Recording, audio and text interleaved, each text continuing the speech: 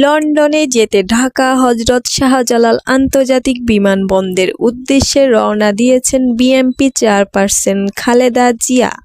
খালেদা জিয়ার সঙ্গে তার কারাগার সঙ্গী গৃহকর্মী ফাতেমা বেগমও যাচ্ছেন লন্ডনে।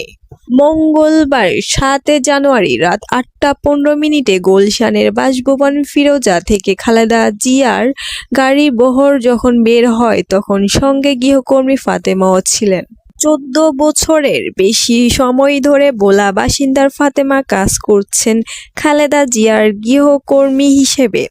৩৫ বছর বয়সে এই নারী খালেদা জিয়ার ব্যক্তিগত কাজগুলো করেন। বিএনপি চেয়ারপারসন তার দৈনন্দিন কাজের অন্য অনেক ক্ষেত্রেই ফাতেমার উপর নির্ভরশীল।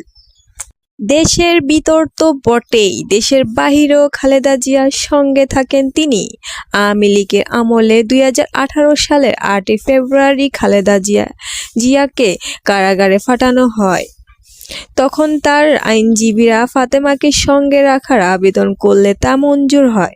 ৬ দিনের মাথায় সঙ্গী হিসেবে গৃহকর্মী ফাতেমাকে পাশে পান খালেদা জিয়া। এরপর থেকে তার সঙ্গে কেন্দ্রীয় কারাগারে প্রায় ২৫ মাস ছিলেন ফাতেমা।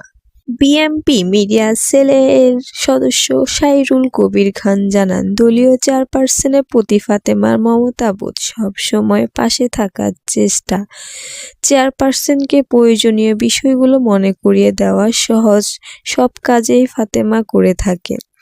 দীর্ঘদিন ধরে দলীয় চেয়ারপারসনের এই কাজগুলি সঠিকভাবে করার কারণে খালেদা জিয়া এখন তার কাজগুলির ব্যাপারে ফাতেমার উপর নির্ভর করে।